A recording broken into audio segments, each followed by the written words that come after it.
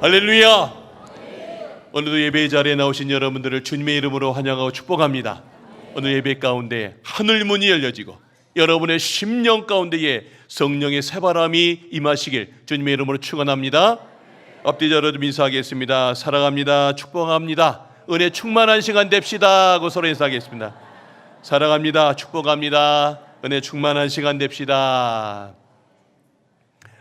네, 오늘 할렐루야 찬양대의 귀한 찬양 감사합니다. 내 모든 형편 다 아시죠? 주님, 오늘 그 고백대로 하나님께서 그 찬양 기쁘게 받으신 줄로 믿습니다. 오늘 또 시온 관악대의 귀한 연주 하나님께서 기쁘게 받으신 줄로 믿습니다. 오늘 설교 말씀 한번 제목 보여주시기 바랍니다. 오늘은 부흥을 준비하라 라는 제목으로 말씀을 전하겠습니다. 한번 따라하겠습니다. 부흥을 준비하라. 오늘 이런 질문을 하며 설교를 한번 시작하겠습니다. 여러분은 이 예배당 문을 나서는 순간 여러분의 한 주는 얼마나 달라지십니까? 예배 중에 마지막으로 눈물을 흘린 때가 언제였습니까? 혹시 이렇게 속상인 적은 없으십니까? 하나님, 왜 제 인생에는 이렇게 조용하세요? 예배는 드리지만 감격이 없고 말씀은 들리지만 삶이 그대로일 때 우리 안에 탄식이 맴돕니다. 주님, 왜 제 영혼은 이렇게 여전히 메마른가요? 지난주 우리는 에스겔 37장 마른 뼈가 살아난 환상을 보았습니다. 그 생기의 바람은 옛날 이야기가 아닙니다. 2025년 지금도 우리의 마음을 두드리는 하나님의 이야기인 줄로 믿습니다. 문제는 한 가지예요. 그 바람이 내 심령에 와서 그냥 스치기만 하는 것이 아니라 그 생기의 바람이 우리의 심령 가운데 머물러서 이제 이 이야기의 삶의 주인공들 되시길 주님의 이름으로 축원합니다. 여러분, 부흥은 우연이 아닙니다. 준비된 마음 위에 머무는 하나님의 역사입니다. 그래서 오늘 우리는 말씀으로 마음을 갈아엎어야 돼요. 그리고 기도로 심령에 불을 지피셔야 됩니다. 특별히 오늘 저녁부터 시작되는 지방연합부흥성회는 단순한 집회가 아닙니다. 제가 이 집회를 놓고 기도하는 가운데 이런 마음이 제 마음 가운데 들어요. 하나님, 강화 동지방에 여러 많은 교회가 있지만 하나님께서 우리 강화중앙교회를 새롭게 하시기 위해 예비하신 은혜의 시간인 줄로 믿습니다. 기도의 불씨가 다시 살아나고 영혼이 깨어나며 말씀의 심령이 흔들려서 여러분들 모두가 부흥의 물결에 사로잡혀서 이번 부흥에 다른 누구보다도 여러분의 부흥에 여러분의 가정이 살아나고 여러분의 자녀가 살아나고 우리 강화중앙교회가 새롭게 되는 부흥회가 되시길 주님의 이름으로 축원합니다. 오늘 저는 세 가지 메시지를 전하겠습니다. 첫 번째, 부흥의 주체는 하나님이십니다. 한번 따라할까요? 부흥의 주체는 하나님이십니다. 아멘이십니까? 네. 부흥은 사람이 만드는 이벤트가 아니라 하나님이 일으키시는 생명사건입니다. 오늘 본문 하박국 3장 2절 말씀 한번 다 같이 한번 읽어보겠습니다. 시작. 여호와여, 내가 주께 대한 소문을 듣고 주는 주의 일을 이 수년 내에 부흥하게 하옵소서. 이 수년 내에 나타내시옵소서. 진노 중에라도 긍휼을 잊지 마옵소서. 아멘. 자, 여기 본문에 보면 부흥이라는 말이 있습니다. 여기 부흥이라고 하는 것은 히브리어로 하야라고 하는 단어인데 이 단어는요, 다시 살리다, 생명을 회복시키다, 움직이게 하다, 이게 부흥이라는 말입니다. 즉 죽어있는 것이 다시 살아나고 생명이 회복되고 움직이게 되는 거예요. 오늘 우리들 모두가 이제 이 부흥을 간절히 원하신다면 여러분들의 삶에 다시 살아나고 생명이 회복되고 다시 신앙의 움직임이 있는 여러분들 되시길 주님의 이름으로 축원합니다. 여러분, 하박국은 멸망 직전에 남유다에서 오늘 이렇게 부르짖었습니다. 주님, 정의가 짓밟히고 예배가 식었습니다. 저렇게 악인들은 뭔가 잘 풀리는데 왜 우리 의인들은 이렇게 힘들까요? 하나님 어디 계십니까? 도대체 왜 아무 일도 하지 않으세요? 이게 하박국 선지자의 간절한 절규의 기도입니다. 혹시 우리도 속으로 이렇게 묻지 않으십니까? 하나님 저에게도 마찬가지예요. 왜 내 삶에는 아무 일도 일어나지 않나요? 여러분, 오늘 본문의 주인공 하박국 선지자는, 그 선지자가 활동했던 시기는 남유다의 여호야김 시대, 곧 멸망이 가까운 때였습니다. 그 시대는 모든 영역에서 위기와 침체가 몰려왔던 시기입니다. 정치적으로는요, 애굽과 바벨론 사이에서 잘못된 선택을 거듭해서 스스로 멸망을 재촉했고요, 사회적으로는 약자가 억울함을 당해도 누구도 나서지 않는 그런 시대였고요, 종교적으로는 예배는 형식만 남고 하나님의 말씀이 더 이상 사람들의 심령을 움직이지 못했습니다. 그 절망의 현실 속에서 하나님은, 이 하박국은 하나님께 울부짖습니다. 하박국은 1장에서 이렇게 고백합니다. 하나님, 제가 이렇게 기도하고 울부짖는데 왜 아무 대답이 없으십니까? 왜 하나님 정의는 무너지고 의는 짓밟히는데 왜 악인들이 저렇게 잘 되고 있는 걸 왜 눈 감고 계세요? 한마디로 하나님 왜 아무 일도 하지 않느냐라고 하는 간절한 절규의 기도입니다. 이 탄식은 단순한 불평이 아니라 하나님의 공의에 대한 신뢰에서 나오는 믿음의 절규였습니다. 여러분, 이 하박국서를 읽다 보면 그 시대는 오늘의 우리와 참 많이 닮아 있습니다. 하박국의 외침은 2025년 한국 교회와 우리의 모든 삶의 상황과 너무나 닮아 있습니다. 예배는 드리지만 무언가 감격이 없고, 말씀은 들리지만 매번 말씀은 들어요. 그런데 그 말씀이 한 귀로 듣고 한 귀로 흘려져요. 말씀이 들어와서 내 삶이 변하는 그 사건들이 너무나 적어지고 있어요. 부흥을 말하지만 영혼은 더 갈급해요. 부흥을 주시옵소서 말은 하는데 정말 부흥이 내 안에 없어서 갈급해요. 제가 이 본문에 이렇게 읽다가 이게 진짜 디모데후서 3장에 있는 그 시대랑 너무나 똑같구나라고 하는 마음이 다가왔습니다. 여러분, 디모데후서 3장 1절로 5절 말씀입니다. 이제 말세의 이런 시대를 쭉 얘기하는데, 말세에 사람들이 자기를 사랑하며, 요즘 시대가 그렇죠, 돈을 사랑하며, 요즘 시대 그래요, 자랑하며 교만하며 비방하며 부모를 거역하며 감사하지 아니하며 거룩하지 아니하며 무정하며 정이 없다는 것, 원통함을 풀지 아니하며 모함하고 절제하지 못하며 사나워요. 정말 요즘 시대랑 꼭 맞죠? 쾌락을 사랑하기를 하나님 사랑하는 것보다 더하고요, 경건의 모양은 있으나 경건의 능력은 부인하는 시대라는 거예요. 하박국 시대나 지금 바울이 이야기하는 그 시대나 지금 오늘 이 시대나 정확히 지금 이 시대와 똑같지 않습니까? 마태복음 11장도 묵상이 되었습니다. 이 시대를 무엇으로 비유할까? 비유하건대 아이들이 장터에 앉아 제 동무를 불러 이르되 우리가 너희를 행하여, 자, 피리를 불어요. 피리를 불면 춤춰야 되잖아요. 그런데 피리를 불어도 너희가 춤추지 않고, 우리가 슬피 울어도 슬피 우는데 너희가 가슴을 치지 않는다는 거예요.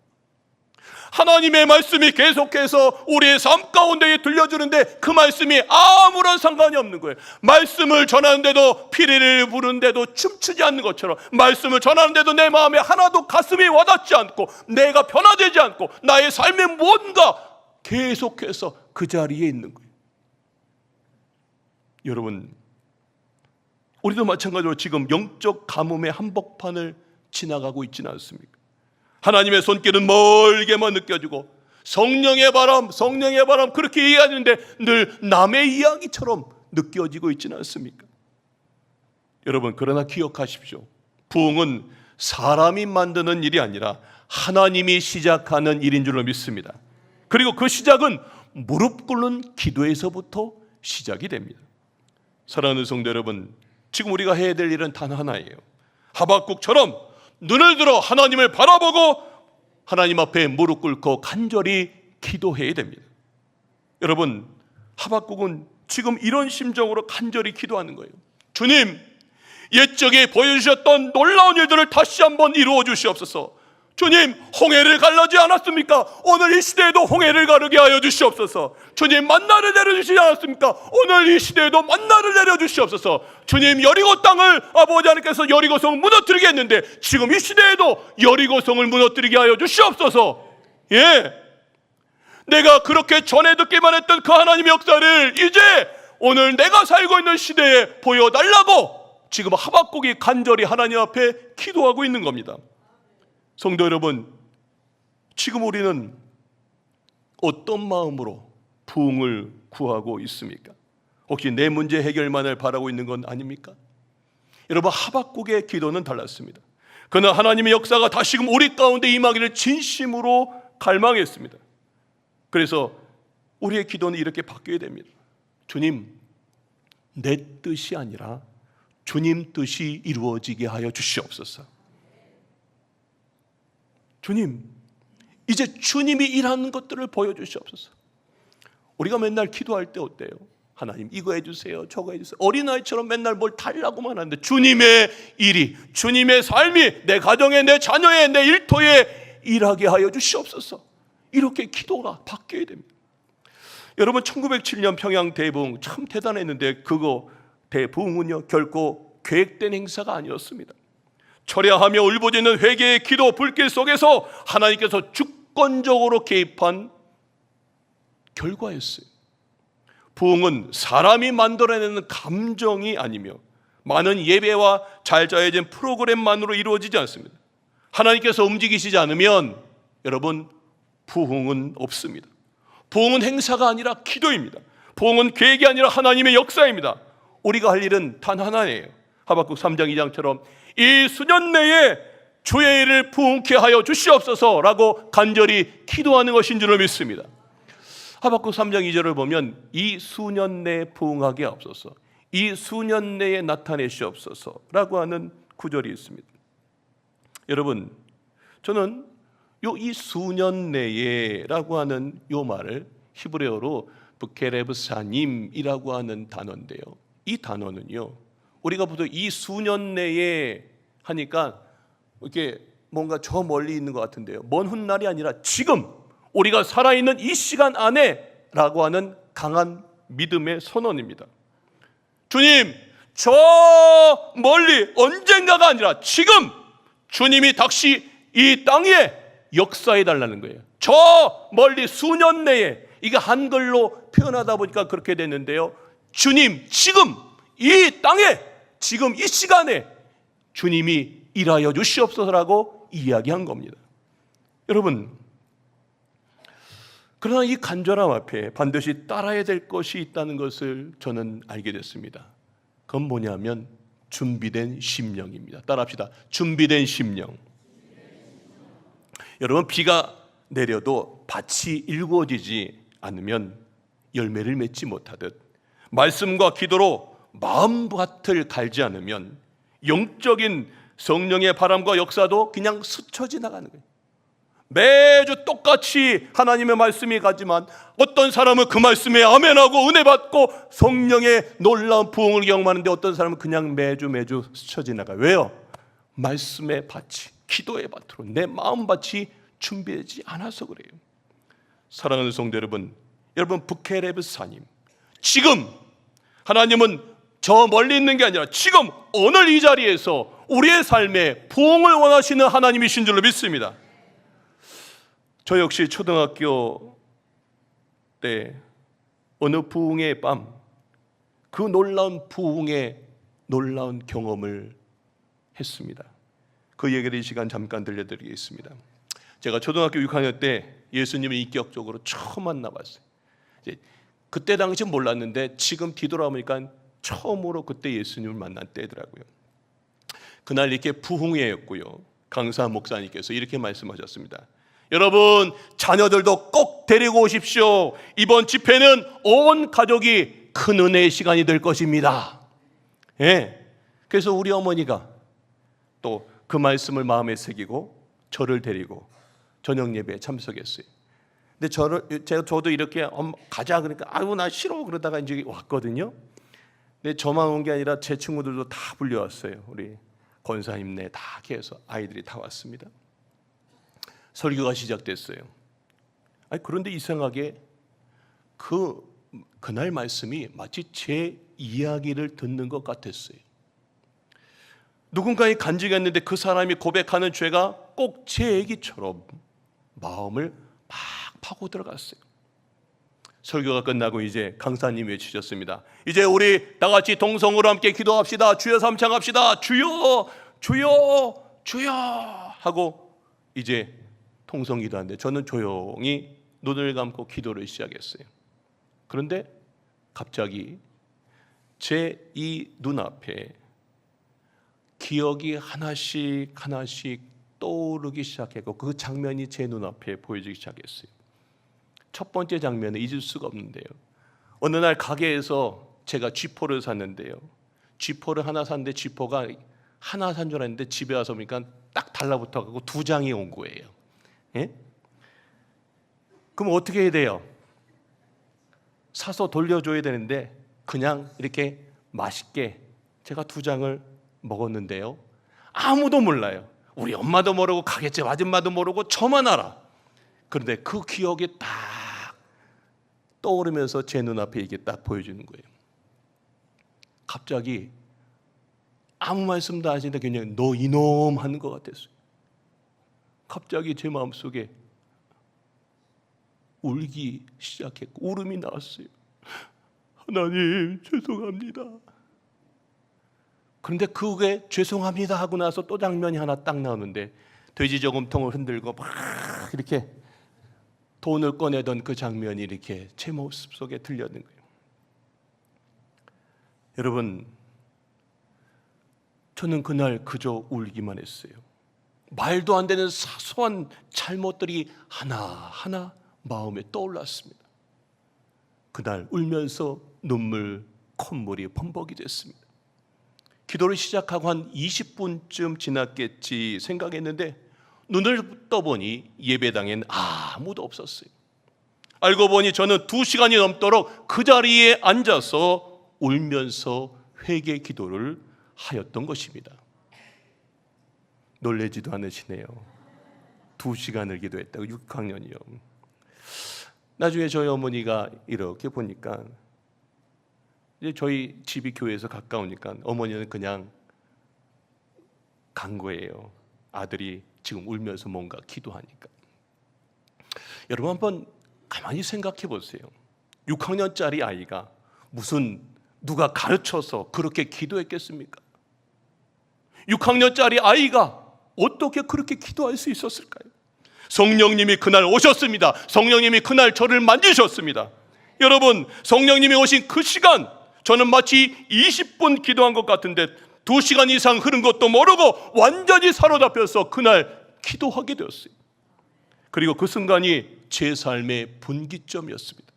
그날 이후 저는 새벽 기도와 금요 철회에 빠지지 않고 어른들보다 더 크게 부르짖어 기도했어요. 제 목소리가 어릴 때부터 컸어요.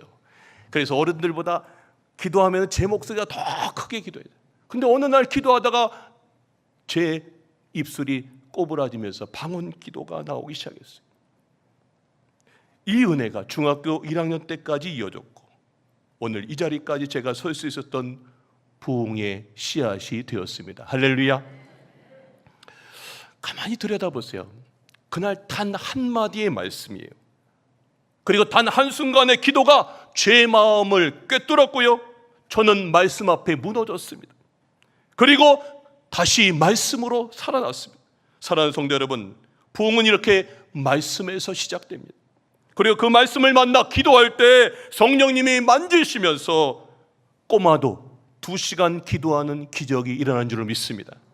오늘 여러분도 그리고 여러분의 자녀도 성령님이 동일하게 이 간증이 그냥 저의 이야기만 아니라 여러분의 삶의 간증이 되시길 주님의 이름으로 축원합니다. 두 번째 메시지입니다. 부흥은 말씀 위에 세워집니다. 한번 따라합시다. 부흥은 말씀 위에 세워집니다. 여러분, 말씀은 부흥에 불을 붙이는 불쏘시개입니다. 여러분, 모든 부흥은 말씀에서 시작됩니다. 느헤미야 시대 때 백성들이 수문 앞 광장에 모였어요. 그리고 광장에서 에스라가 그냥 율법을 읽은 것밖에 없어요. 그냥 성경을 설교한 게 아니라 성경을 읽은 것밖에 없어요. 그런데 읽는데 오전부터 점심이 지나가서 그 늦은 시간까지 사람들이 말씀에 있는데 갑자기 울기 시작합니다. 내가 잘못했습니다. 막 울기 시작했어요. 하나님의 말씀이 좌우에 날선 검이 되었어. 혼과 육과 관절과 골수를 찔러 쪼갠 거예요. 그래서 그 순간에 있는 모든 공동체의 사람들이 그 말씀 앞에서 나도 모르게 놀라운 일들이 일어났어요. 그게 누가 했을까요? 사람이 한 게 아닙니다. 하나님이 그 에스라의 입을 열어서 거기 있는 공동체 가운데에 성령의 불에 임해서 다시금 그 공동체를 회복해 주신 줄로 믿습니다. 여러분, 1907년 평양 대부흥도 마찬가지입니다. 말씀을 선포할 때 심령이 찔리고 회개의 눈물이 흐르고 그러는 가운데에 성령이 임해서 거기에 놀라운 뜨거운 성령의 불이 임했어요. 여러분, 하나님이 하셨습니다. 성령님이 하셨습니다. 여러분, 말씀은 지식이 아니라 하나님이 지금 우리에게 하시는 살아 움직이는 하나님의 음성인 줄로 믿습니다. 지금도 김상겸이라고 하는 이 사람을 세워서 하나님이 여러분에게 말씀하세요. 여러분, 어린 꼬맹이가 저 이 맨 앞에 와서 말씀을 듣는데 그 아이가 그날 2시간 울었다고요. 이거는 사람이 하는 게 아닙니다. 오늘도 하나님이 오늘도 우리의 모든 심령 가운데에 말씀을 통해서 우리의 심령을 찌르고 우리를 새롭게 하는 귀한 은혜의 시간 되시길 주님의 이름으로 축원합니다. 여러분, 말씀이 들릴 때 부흥은 시작됩니다. 말씀이 심령을 흔들 때 부흥은 남의 이야기가 아니라 우리의 삶의 간증이 되는 줄 믿습니다. 올해 우리 교회의 표어는 말씀이 내 삶의 밑줄로입니다. 이것은 단지 슬로건이 아니라 부흥의 방향입니다. 말씀이 밑줄이 된다는 건 내 인생의 중요한 순간마다 말씀이 기준되는 삶을 말하는 겁니다. 밑줄을 긋는다는 건 이 구절 놓지 않고 내가 이 말씀 붙들고 살겠습니다 라고 하는 거예요. 여러분, 말씀은 단지 읽는 것이 아니라 내 삶을 움직이는 기준이 되어야 됩니다. 예배는 드리지만 말씀이 삶에 영향을 주지 못한다면 그건 껍데기 신앙이에요. 여러분, 말씀은 여러분의 하루를 해석해주는 기준이 되고 계십니까? 내 감정과 선택의 방향은 말씀 위에 세워지고 있습니까? 말씀이 내 안에서 다시 살아날 때 부흥은 진짜로 나의 이야기가 되는 줄로 믿습니다. 여러분, 하박국은 말씀을 갈망하는 자리에 하나님의 역사가 났어요. 여러분, 하박국이 주의 일을 부흥케 하여 주시옵소서라고 기도하며 동시에 주의 말씀을 우리 가운데 나타내 주시옵소서라고 고백했습니다. 기도하고 말씀이 이렇게 함께할 때 하나님의 임재가 머뭅니다. 말씀 없는 부흥은 없습니다. 말씀이 약해지면 부흥은 멀어집니다. 그런데 말씀이 깊어질 때 기도가 더 뜨거워지고 부흥은 그 자리에 머뭅니다. 사랑하는 성도 여러분, 이번 한 주간 여러분은 말씀을 얼마나 가까이 하셨습니까? 그 말씀이 여러분의 삶의 결정에 어떤 영향을 주셨습니까? 지금 여러분의 하루는 말씀으로 해석이 되고 있습니까? 그래, 오늘 이 하루 그래, 말씀이 기준에 의해서 해석하시냐. 말씀이 여러분의 감정을 다스리고 내 삶의 선택의 나침판이 되어가고 있습니까? 지금 우리가 붙들어야 될 것은 어떤 감정의 분위기의 부흥이 아닙니다. 말씀 앞에 무너지고 말씀 위에 다시 세워지는 것, 그게 진짜 부흥입니다. 오늘 여러분들이 말씀이 다시 들리시고 그 말씀 때문에 여러분의 인생이 흔들리시고 그 말씀 때문에 다시 여러분들이 다시 새로워지는 우리 강화중학교의 성도님들 되시길 주님의 이름으로 축원합니다. 세 번째 마지막 메시지입니다. 부흥은 믿음으로 사는 삶에서 시작됩니다. 한번 따라합시다. 부흥은 믿음으로 사는 삶에서 시작됩니다. 하박국서는요 이렇게 돼 있어요. 먼저 하박국이 하나님께 기도로 질문을 해요. 그러면 그 질문에 대해서 하나님이 답을 해줍니다. 이게 하박국서의 큰 틀인데요. 자, 우리 하박국서 보시면 하박국의 질문은 이런 겁니다. 왜 아무 일도 없으십니까? 라고 하는 거예요. 하박국은 하나님께 끊임없이 질문했습니다. 여호와여, 내가 부르짖어도 주께서 듣지 아니하시나이다. 어찌하여 악을 그냥 보고만 계십니까? 이게 하박국의 질문이었습니다.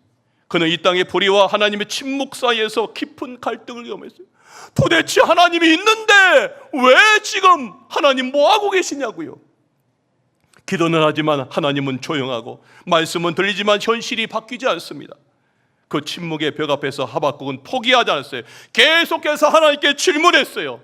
계속해서 기도로 질문했어요. 하나님 어떻게 되는 거예요? 하나님 어떻게 되냐고요. 계속 하나님 앞에 기도로 질문했어요. 믿음의 사람은 질문하는 사람인 줄로 믿습니다. 여러분, 이렇게 하박국이 질문했을 때 하나님이 응답하세요. 화면 보십시오. 여러분, 하나님의 응답은 크게 이 대답입니다. 믿음으로 기다리라는 거예요. 곧바로 해결책을 주시지 않으셨어요. 대신 하나님은 이렇게 말씀하셨습니다. 하박국 2장 3절로 4절입니다. 이 묵시는 정한 때가 있나니, 그러니까 하나님의 때가 있다는 거예요.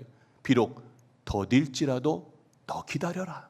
자, 맨 밑에 있는 줄 우리 다 같이 한번 읽어봅시다. 시작. 의인은 그의 믿음으로 말미암아 살리라. 아멘. 의인은 뭐라고요? 믿음으로 말미암아 산다는 거예요. 믿음으로 기다리면서 살라는 거예요. 하나님은 약속을 주셨습니다. 그리고 기다리라고. 믿음은 현실을 당장 바꾸는 것이 아니라 그 약속을 붙들고 기다리는 삶입니다. 기다림은 믿음 없는 사랑에는 고문이에요. 아우 힘들어. 그런데 믿음 있는 자에게는 신앙의 고백이고 예배인 줄로 믿습니다. 의인은요 묻고 듣고 기다립니다. 그 기다림 속에서 하나님과 가까워지고 하나님이 말씀하세요. 내가 일하리라. 내가 내 때에 일하리라. 말씀하시는 것을 그는 듣습니다. 여러분, 의인은 단지 믿는 사람이 아닙니다.